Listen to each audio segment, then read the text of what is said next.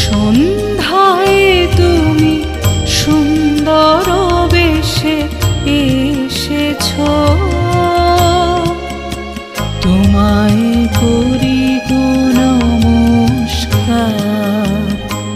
মোর অন্ধকারের অন্তরে তুমি হেসেছ, তোমায় করি গো নমস্কার।